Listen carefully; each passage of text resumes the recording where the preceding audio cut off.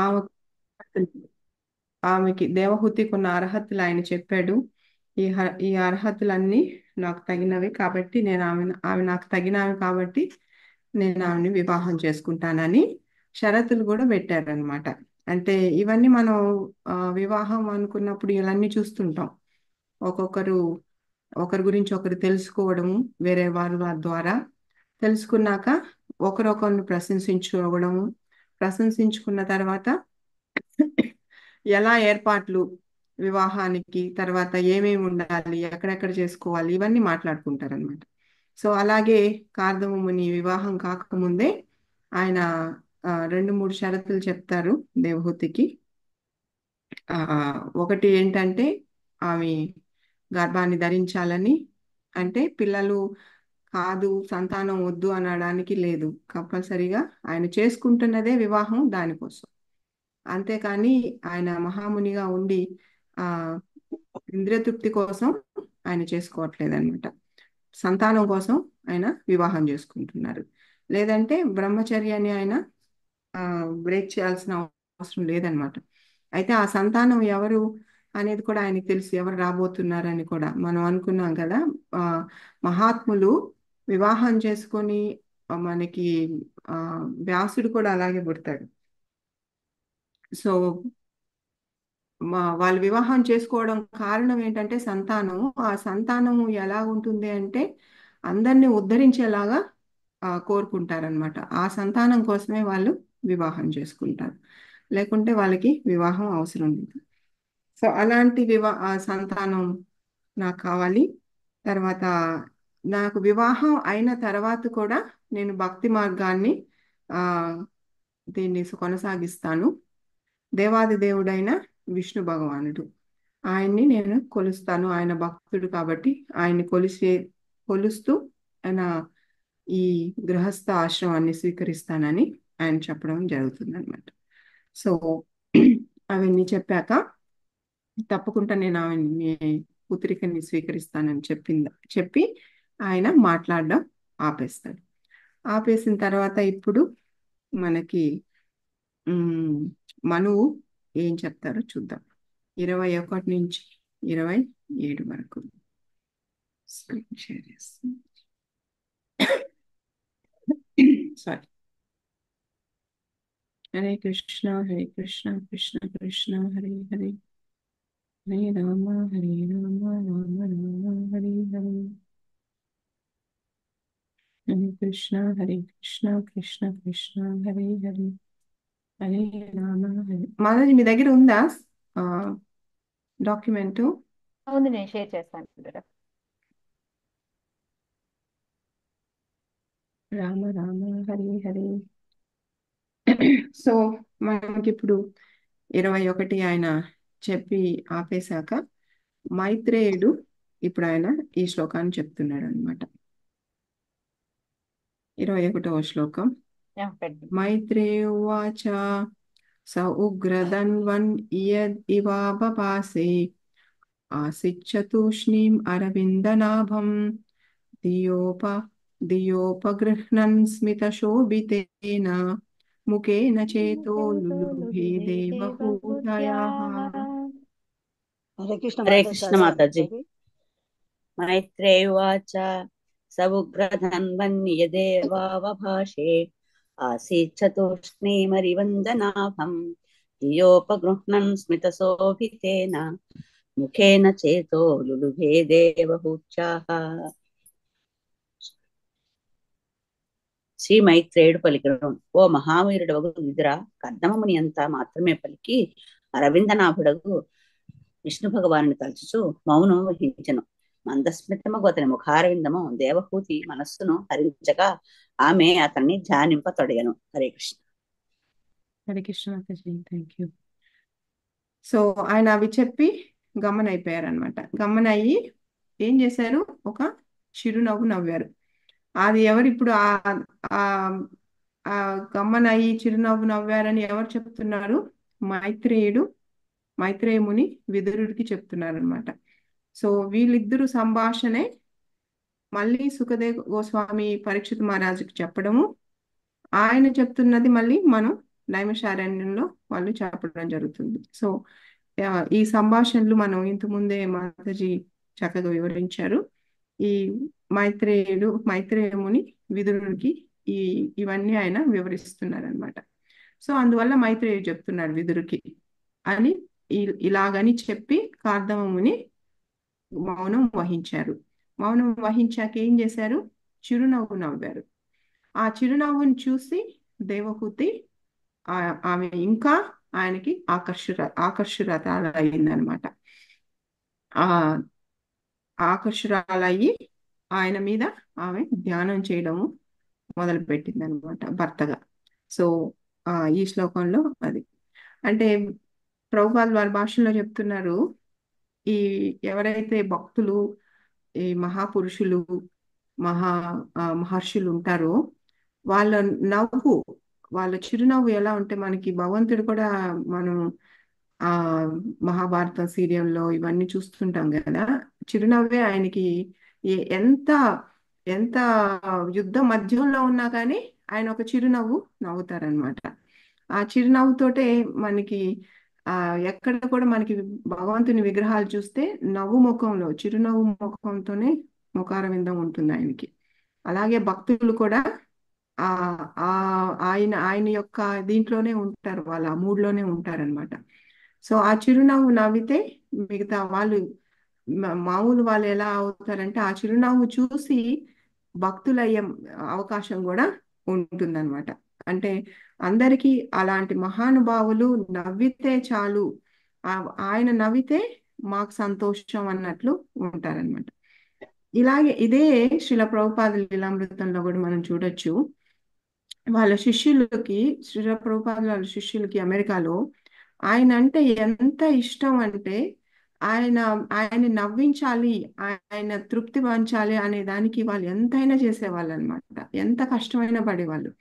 ఎన్నెన్నో ఏర్పాట్లు చేసి, ఎన్నో ప్రోగ్రాంలు అరేంజ్ చేసి ఆయన అవన్నీ చూశాక కొంచెం సంతృప్తి చెంది చిన్న ఒక నవ్వు నవ్వుతారనమాట. ఆ నవ్వు కోసం వాళ్ళు ఎదురు చూసేవాళ్ళు అనమాట. ఆ ప్రభుపాల్ వారు నవ్వితే అంటే ఆయన సాటిస్ఫై అయినట్టు, ఆయన తృప్తి పొందినట్టు. అంటే మా సేవకి మేము చేసిన సేవకి ఆయన తృప్తి పడినట్టు అని వాళ్ళు అనుకునే వాళ్ళు అనమాట. అయితే వీళ్ళు సామాన్యంగా నవ్వరు, మనలాగా ప్రతిదానికి నవ్వరు అనమాట. ఎందుకంటే ప్రభుపాల్ వారు వాళ్ళు ఏమేమో చేశా కానీ ఆయన ఓకే ఓకే ఓకే అనేవాళ్ళు. కానీ ఎప్పుడైతే నిజంగా వాళ్ళు అద్భుతం చేశారు అన్నప్పుడు మాత్రం ఆ తృప్తి అనేది ఆయన ముఖారవిందంలో కనిపించేది అంట. అది చూస్తేనే వీళ్ళందరూ చాలా సంతోషం అయ్యేది. దీంట్లో ఒక చిన్న లీల వచ్చి ఇండియాలో శ్రీల ప్రభుపాల్ వారు ట్రైన్లో వెళ్తుంటారు. అయితే జానకి మాతాజీ ఆయనతో పాటు వెళ్తుంటారు, ముకుంద ప్రభు వీళ్ళందరూ శిష్యులందరూ. అది లాంగ్ ట్రైన్, చాలా దూరంగా వెళ్తుంటారు. వాళ్ళకి ప్రభుపాల్ వారికి భోజనం ఉండదన్నమాట. ఆయనకి ఆ ట్రైన్లో వేడివేడిగా అన్నం తినాలనిపిస్తుంది. జానకి చెప్తారు, నాకు ఆ వేడిగా అన్నం తినాలని. ఆమె వెళ్ళి అక్కడ ట్రైన్లో కిచెన్లో చూస్తుంది. అక్కడంతా కాలుష్యం, అంటే ఎక్కువ ఏవేవో వండుతారు కదా. సో అది చూసి కానీ ఇప్పుడు ఎలాగైనా చేయాలని ఆ ట్రైన్ యొక్క మేనేజర్తో మాట్లాడుతుంది. మా గురువుకి నేను అన్నం చేయాలి, అన్నం మాత్రమే వండుకోవాలి, నాకు కొంచెం కిచెన్ కావాలంటే ఆయన మొదలు ఇవ్వనంటారు. బయట వాళ్ళకంతా మేము ఇవ్వం, మీరు వండడానికి లేదంటారు. అయితే ఆయనకి ఏం చెప్తుందంటే, మీరు ఇస్తారా లేదా నేను ఈ ట్రైన్లో నుంచి దూకేయమంటారా అంటారు. అప్పుడు ఆయన నువ్వు దూకద్దమ్మా నేను ఇస్తాను అని కిచెన్ ఇస్తే ఆమె కిచెన్ అంతా క్లీన్ చేసి ఆ బియ్యం తీసుకొని ఉట్టి అన్నం వండి ఆ వేడి వేడి అన్నాన్ని ఒక ప్లేట్లో పెట్టుకొని దాంట్లో నిమ్మకాయ ఉప్పు మాత్రం అనమాట, ఆ వేడి అన్నాన్ని తీసుకొచ్చి ప్రభుపాదుల వారికి ఇస్తానమాట.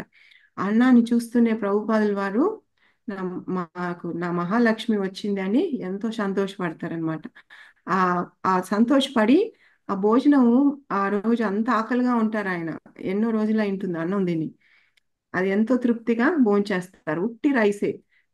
సో దాన్ని చూసి ఆమె ఎంతో సంతోషపడుతుంది అనమాట. ఇలా మహాత్ములు వాళ్ళు, అంటే ఇది నేను మామూలుగా చిన్నది అంటే తమాషగా ఉందని చెప్పాను, కానీ దీనిక ఎప్పుడైతే అమెరికాలో న్యూయార్క్ లో కానీ పెద్ద పెద్ద ప్రోగ్రాంలు ఒకటి ఆ, బాల్ ఒక స్టేజ్ మీద అరేంజ్ చేస్తారు, ఎంతో మంది వస్తారు అక్కడికి సంకీర్తన.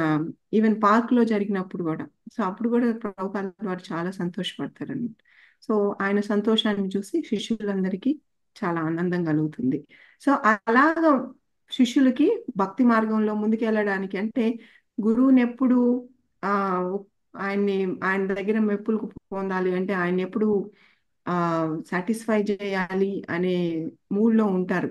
కాబట్టి వాళ్ళకి ఆ భక్తి మార్గంలో ఎన్ని కష్టాలు వచ్చినా కానీ ఈజీగా అనిపిస్తుంది అనమాట. సో అలా ఇక్కడ ఆ చిరునవ్వు దాని యొక్క అర్థము ఇంత ఇలాగా ఉంటుంది అనమాట. 22వ శ్లోకం. జ్ఞాత్వా వ్యవసితం మహిస్ మహిష్యాదుహితుః స్ఫుటం తస్మై గుణగణాధ్యాయ దధౌ తుల్యాం ప్రహర్షితః. చదవాల మాతాజీ. మీరు చదవండి మాతాజీ, సర్వశ్రీ. సనుజ్ఞాత వ్యవస్థితం మహిష్య దుహితం స్ఫుటం తస్మై గుణ గణాఢ్యాయ దదౌ తుల్యం ప్రహర్షితః.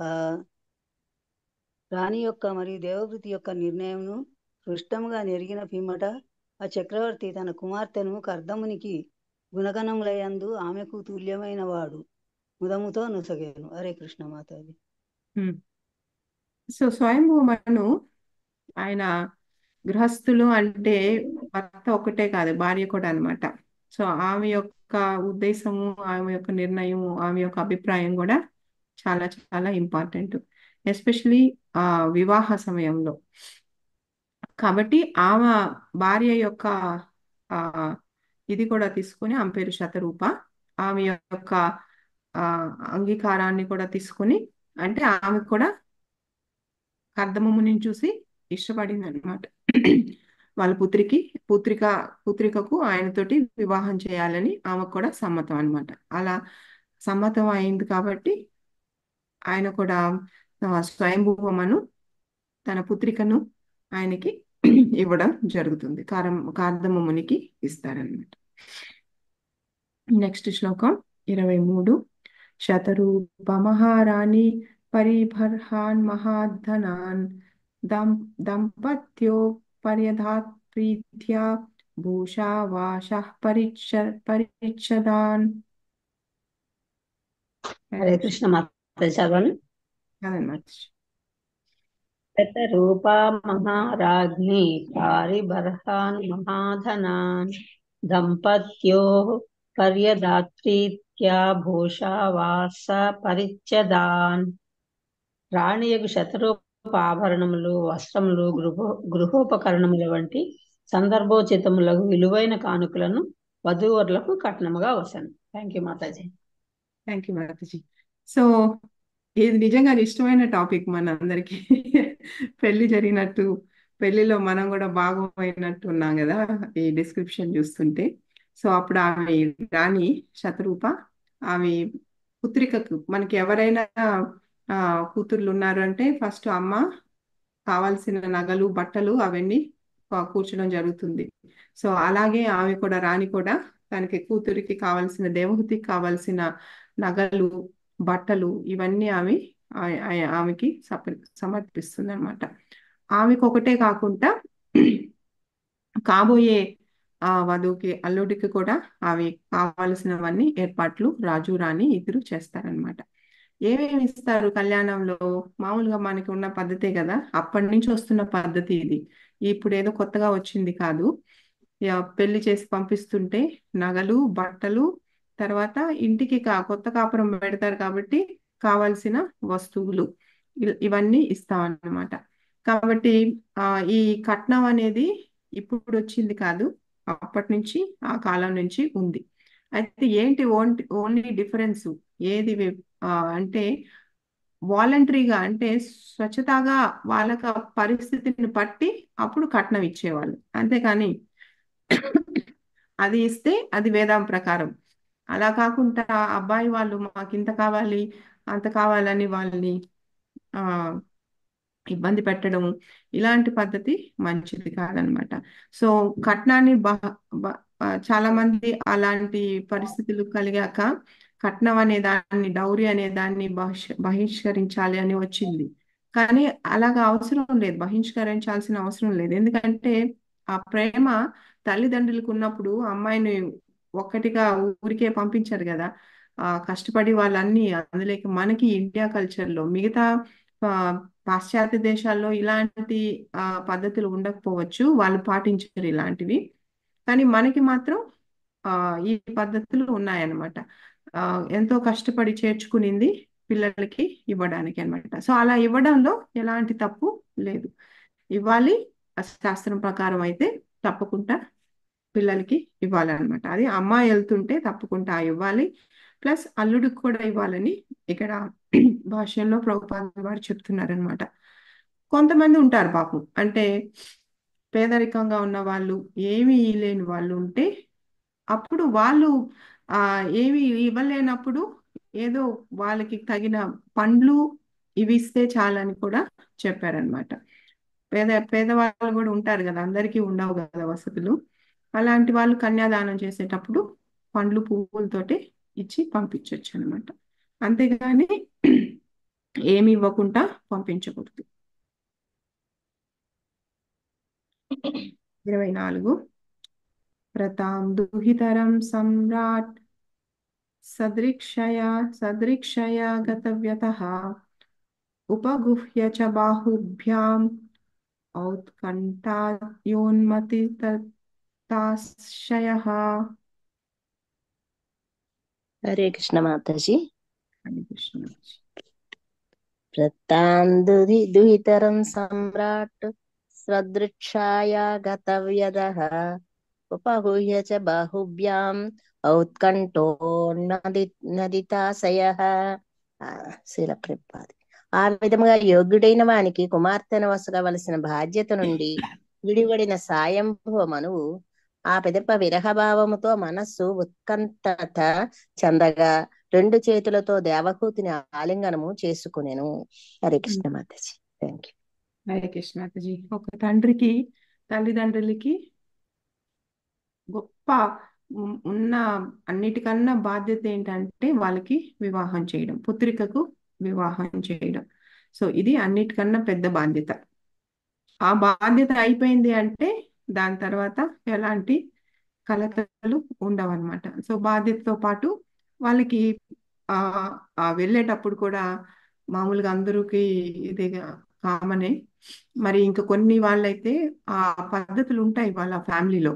అమ్మాయి వెళ్తుంటే ప్రతి కుటుంబం వాళ్ళు, కుటుంబ సభ్యులందరూ నిల్చుకొని ఆమెని పంపించడానికి అందరూ ఏడవడము, ఇది ఒక పద్ధతి అన్నమాట. ఇది ఒక కొన్ని ఫ్యామిలీస్ లో ఇది కల్చర్ గా లేకపోయినా కూడా మనకు ఆటోమేటిక్ గా వచ్చేస్తుంది. అమ్మాయి వెళ్తున్నప్పుడు ఏడుపు అనేది, విరహభావం అనేది తప్పకుండా కలుగుతుంది. ఆ అలాగా ఆయన కూడా దేవహూతిని ఆయన కౌగిలించుకొని కన్నీరు పెట్టుకుంటారనమాట. సో ఇది నార్మల్లే కాబట్టి ఈ సీన్లన్నీ మనం ఊహించుకుంటున్నాం. దేవహూతి ఇప్పుడు పెళ్ళి అయిపోయింది. So next 25. ఆశకుంభంస్తద్విరాహం ముంచన్ బాష్పకలాముహుః ఆశ్చిందత్ అంబవత్సేతి నేత్రోదైర్దుహితుః శిఖాః.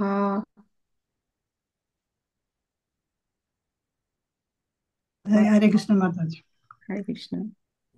అసక్రమం సిద్ధిరహం ముంచన్ బాష్పకలాముహుః అసించదంబవచ్చేతి నేత్రోదైర్దుహితుః. ఆ చక్రవర్తి తన కుమార్తె విరహమును సహింపజాలకపోయింది. మరలా కన్నీరు కాచి తనయ శరమును తడిపివేచు అతడు అమ్మా తనయ అనుచు విలపించాను. హరే కృష్ణ.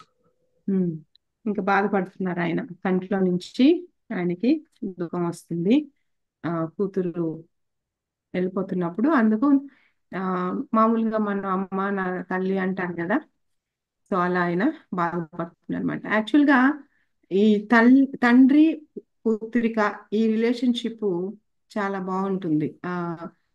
చాలా ఎక్కడైనా చూసామంటే పుత్రికలు ఎప్పుడు తండ్రితో ఎక్కువ కనెక్ట్ అవుతారనమాట. తల్లితో కూడా అవుతారు, కానీ తండ్రితో కూడా ఎక్కువ కనెక్ట్ అవుతారనమాట.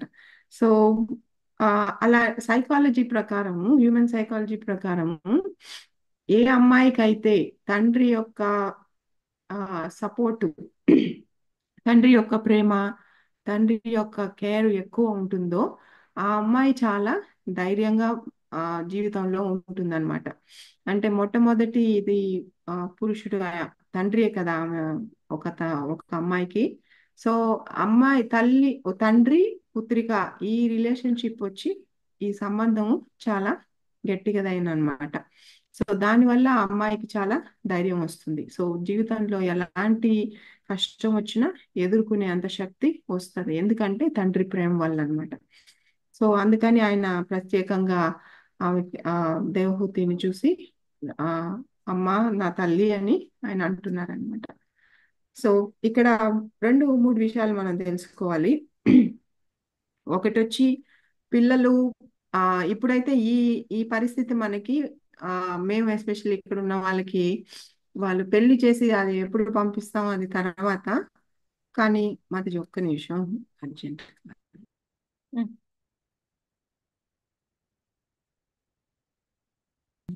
సో ఒకటి ఒకటి అంటే నేను ఇక్కడ మా పరిస్థితి చెప్తున్నాను. మేబీ అక్కడ ఇండియాలో కూడా అదే ఉండొచ్చు. ఇప్పుడు స్కూల్ అవుతూనే పిల్లలు బయట వెళ్ళిపోతున్నారు అనమాట. సో అప్పుడే మనకి బాగా విరహభావం ఎక్కువ కలుగుతుంది. వివాహం అనేది తర్వాత అది ఇంకా. సో ఇప్పుడైతే ఇంకా పిల్లలు ఇంకా చిన్న వయసులోనే ఇంటి నుంచి బయట వెళ్ళిపోతున్నారు.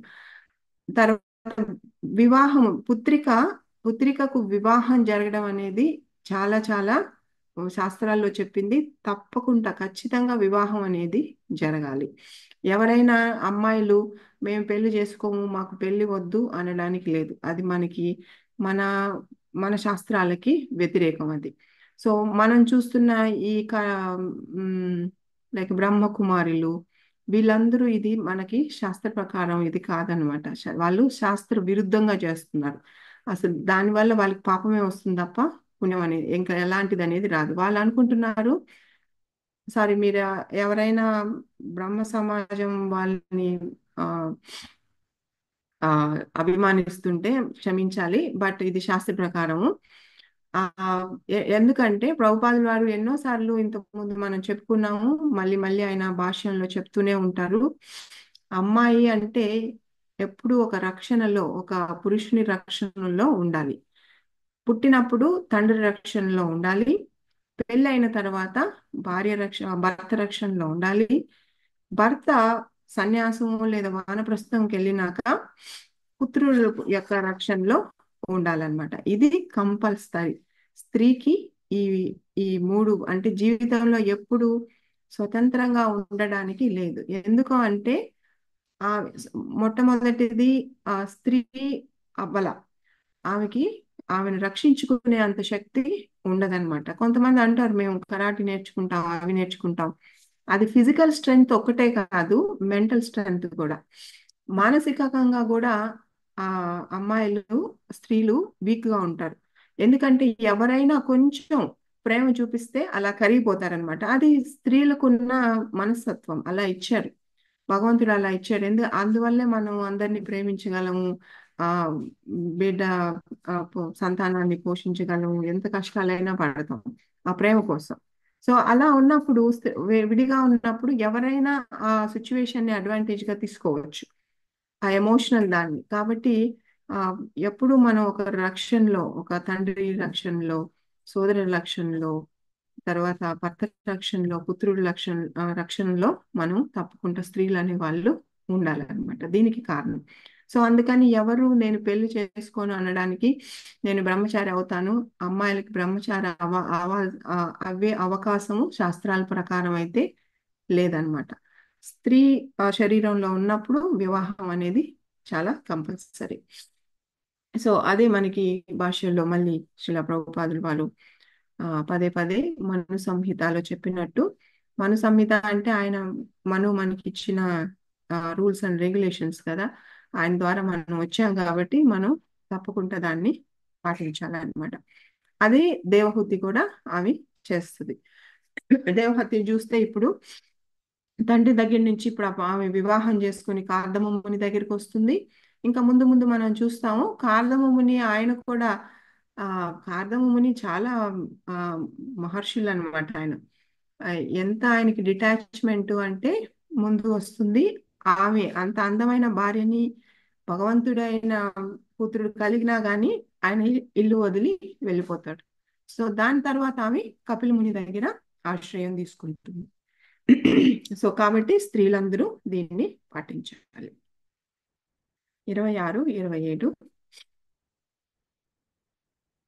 ఆమాంత్ర్యత మునివరం అను అనుజ్ఞాత సహానుగః ప్రతస్తే రథం ఆరుహ్య సభార్య స్వపురం నృపః ఉభయో ఋషి కుల్యాయ సరస్వత్ సరస్వత్యాసురోదోషో ఋషీణాం ఉపశాంతానాం పశ్యన్ ఆశ్రమ సంపదః. హరే హరే కృష్ణ కృష్ణ. మాతాజీ. హరే హరే కృష్ణ మాతాజీ.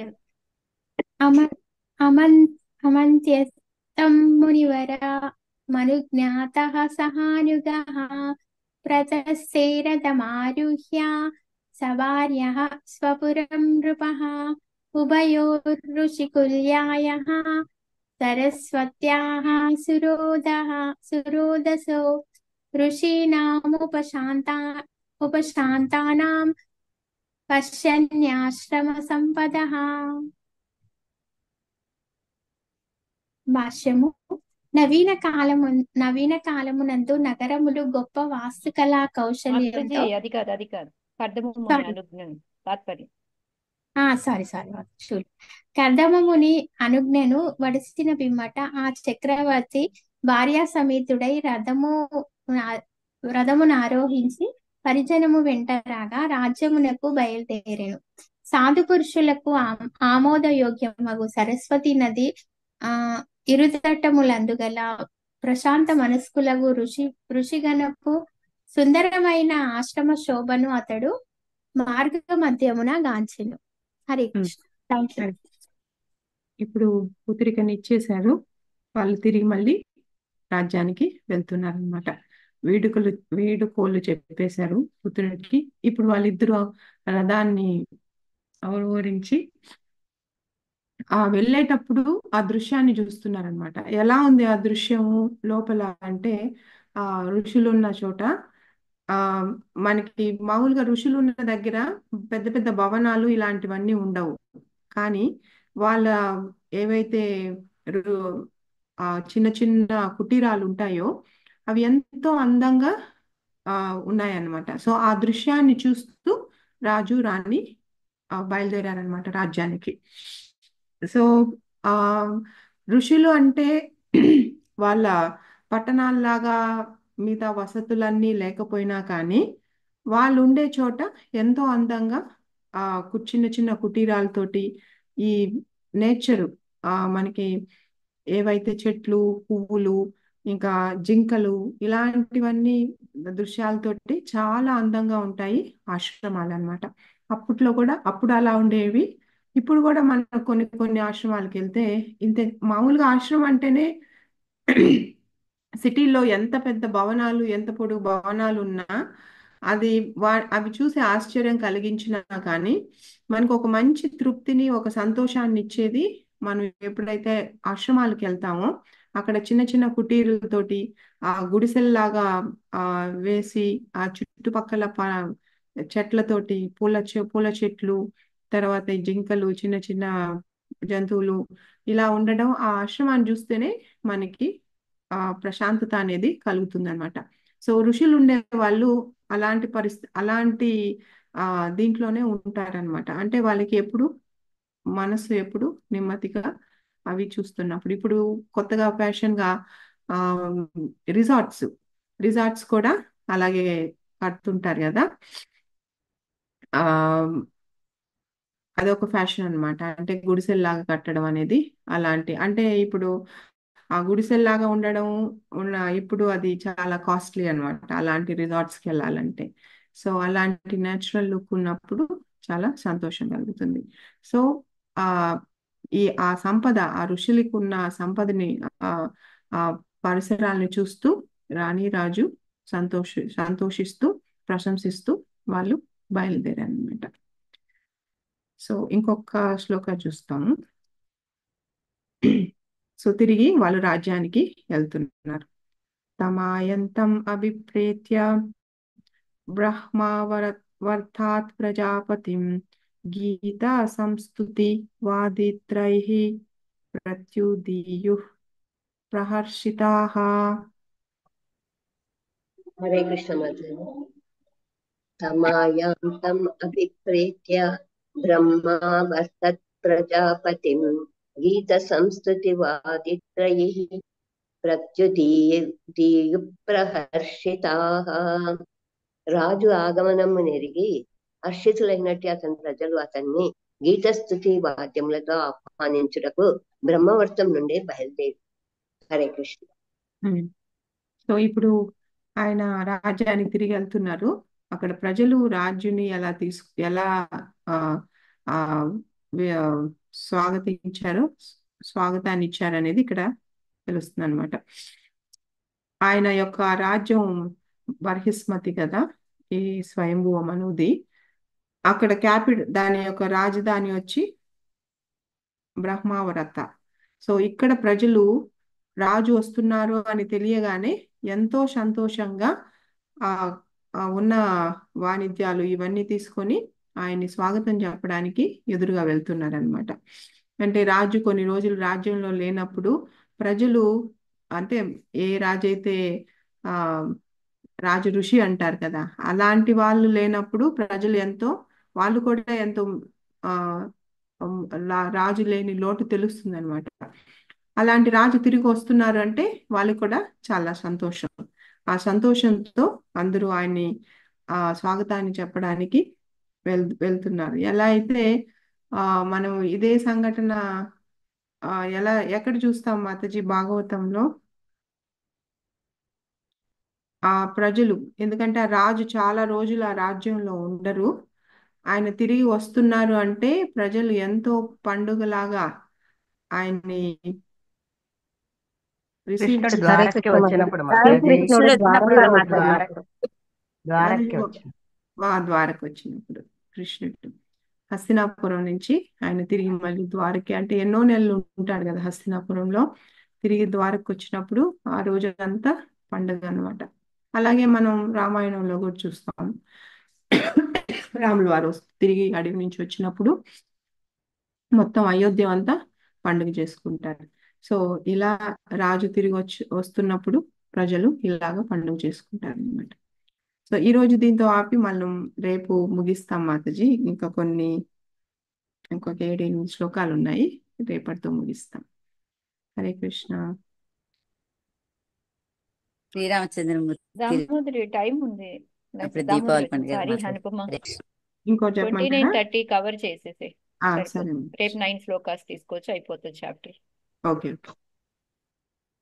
బర్హిష్మతి నామ పూరి సర్వసంపత్ సమన్విత న్యపతం యత్ర రోమాని యజ్ఞ జ్ఞానం విధున్వతః కుషాః కాశాస్త ఏవాసన్ శశ్వద్ధరితవశ్చసః ఋషయో యః పరాభావ్య యజ్ఞజ్ఞానాన్ యజ్ఞమీజిరే.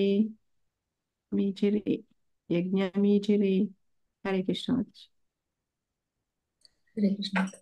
బర్హిష్మతి నామ పురి సర్వసంపత్సమన్విత న్యపతన్ యత్ర రోమాణి యజ్ఞసాంగం విధున్వతః కాశాస్త ఏవాసం శశ్వత్రితవచ్చసః ఋషయో యై పరాభావ్య యజ్ఞమీజిరే. విష్ణు భగవానుడు వరాహావతారమున అవతరించినప్పుడు రోమములు రాలినట్టి ప్రదేశము కనుక సర్వ సంపత్సమనిత్వమగు బర్హిష్మతి నగరము ఆ పేరున పిలువబడినది. అతడు తన దేహమును విదిలించినప్పుడు రోమములు రాలి ఎల్లప్పుడూ పచ్చగా నుండు కుశగ్రాసముగాను మరియు కాశగ్రాసముగాను చేపలకు ఉపయోగించు మరి ఒక రకపు గడ్డి మారినవి. తమ యజ్ఞ నిర్వహణమునందు ఆటంకము కలిగించినట్టి దానవులు పరాభవించబడిన పిమ్మట మునులు వాని ద్వారా విష్ణు భగవాని అర్చించు. హరికృష్ణ. హరే కృష్ణ మాతాజీ, థ్యాంక్ యూ. సో ఈ శ్లోకంలో కుషా గడ్డి ఉంది కదా, దాని గురించి చెప్తున్నారు, అది ఎలా వచ్చింది అని. ఆ కాష అనేది నేను ఈ శ్లోకంలోనే ఫస్ట్ టైం వింటున్నాను. కానీ కుషా గడ్డి మాత్రం అందరూ మామూలుగా చూస్తుంటారు, ఇప్పుడు కూడా అందరూ వాడుతుంటారు పూజల కోసం, యజ్ఞాల కోసం. సో ఇది ఎక్కడ ఉంది అంటే ఈ కుషా గడ్డి అనేది ఎలా వచ్చింది, దానికి చరిత్ర ఈ శ్లోకంలో చెప్తున్నారు. ఈ బరిస్మహతి అనేది అది మామూలైన రాజ్యం కాదు అది. దాంట్లో విశేషం ఏంటి అంటే, భగవంతుడు ఎప్పుడైతే వరాహ అవతారంలో వచ్చినప్పుడు హిరణ్యాక్షుణ్ణి చంపాక ఆయన ఒకసారి మనం కష్టమైన పని చేసేసాక ఒళ్ళు ఎలా అయితే ఇలా ఇదిలించుకుంటామో అలా ఇదిలిచ్చినప్పుడు వరాహ అవతారంలో ఆయన శరీరంలో నుంచి పడిన ఈ వెంట్రుకలు అయితే ఏవైతే ఉన్నాయో అవి కుషా గడ్డిలాగా పెరుగుతాయి అన్నమాట, పచ్చగా. సో అలా మనకి కుషా గడ్డి రావడం జరిగింది. అది ఆ రాజ్యాన్ని యొక్క ప్రత్యేకత, ఆ రాజ్యంలో జరిగింది అనమాట ఈ లీల. కాబట్టి ఈ కుషా గడ్డి అనేది మనకి శాస్త్రాల్లో కూడా చాలా చాలా మంచిది వాడడం అనేది. ఋషులు కూడా చూస్తే మనకి భగవద్గీతలో కూడా కుషా గడ్డి మీద కూర్చొని యోగులు ఎవరైతే అష్టాంగ యోగం చేస్తారో వాళ్ళు యోగం చేయమని చెప్తారు. యజ్ఞాలు, యాగాలు, తర్వాత ఇప్పుడు మనకి కొంతమంది భక్తులు మాయాపూర్లో దొరుకుతుంటాయి కుషా గడ్డి మ్యాట్స్. అవి కూర్చొని చాంటింగ్ చేసుకుంటే బాగా కుదురుతుంది, మనసు నిలకడగా ఉంటుందనే భావంతో వాళ్ళు తెచ్చుకుంటుంటారు అందరూ అన్నమాట. సో ఈ కుషా గడ్డి యొక్క ఇంత మహత్యం ఉందన్నమాట, మామూలు గడ్డి కాదు ఇది. సో ఇది ఎందుకంటే భగవంతుని శరీరం ద్వారా వచ్చింది కాబట్టి దీనికి ఈ కుషా గడ్డికి చాలా పవర్ఫుల్ అన్నమాట. సో అది మనకి ప్రభుపాల్ వారు భాషలో చెప్తున్నారు.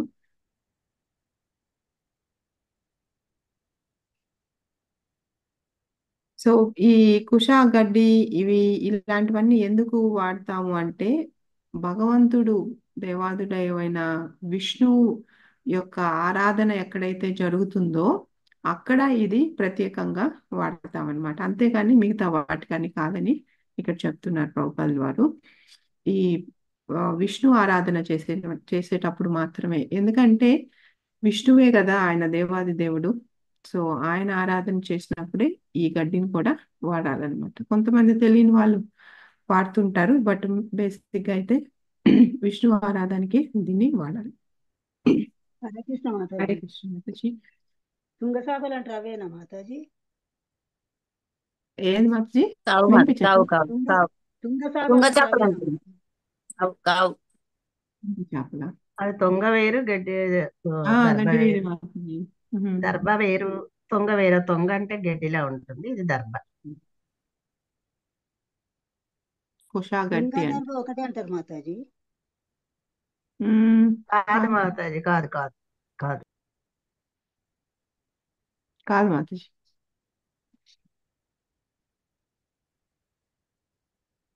నా మాయాపూర్లో దొరికితే నేను తీసుకొచ్చాను కుషా గడ్డితో చేసిన మ్యాటు, కానీ ఇప్పుడు వాడలేదు, ఉంది అలానే. అది మనకి కాశీలో కూడా దాంట్లో కూడా మాతాజీ. 2 రకాలుగా చెప్పారు కదా మాతాజీ. కుషా దర్భ వేరు, చేపలు అల్లుకునే అది వేరు. 2 కూడా విడివిడిగా అన్నారు కదా. అవును ఉమ్. మాధవి, కుష అంటే ఎప్పుడు ఏమో గ్రీనిష్ గా ఉంటది అనేసి, కాష అంటేనేమో కొంచెం ఎండిపోయినట్టుగా అట్లా ఆ అయిపోయి తుంగ తుంగ అంటున్నది తుంగ చేపలు కంటుకునేది అది మేబీ వేరు అయి ఉండొచ్చు మాతాజీ. ఉమ్, కొంచెం ఉమ్. వెడల్పుగా వస్తుంది కదా, కొంచెం ఎక్కువ అది వైట్ అది కలర్ తో మనకి పువ్వు లాగా మెత్తగా వస్తుంది ఉంటుంది చూడండి, మాతాజీ. గడ్డి పువ్వు లాగా వస్తుంది, అది మాతాజీ యాక్చువల్ గా కాష అంటే. అది మీకు గుచ్చుకోదు, దర్భలు గరుగ్గా ఉంటాయి, అది అవును. గుచ్చుకుంటుంది. దర్భల ఉమ్. చాప మీద మళ్ళీ బట్ట వేసుకునే కూర్చుంటారు, అవును. దర్భాసనం మీద అపడంగా కూర్చోరు డైరెక్ట్. ధ్యానానికి కూడా ఉమ్. కుసం వేరు కాసం వేరు, కాస గ్రాసముతో. ఉమ్. అవును. హరే కృష్ణ. హరే కృష్ణ. దసరాని మాతాజీ మీరు ఏమైనా యాడ్ చేస్తారా? ఏం లేదు మాతాజీ. ఇంకెవరికైనా సందేహాలు ఉన్నాయా మాతాజీ? దామోదరి రికార్డింగ్ మాతాజీ.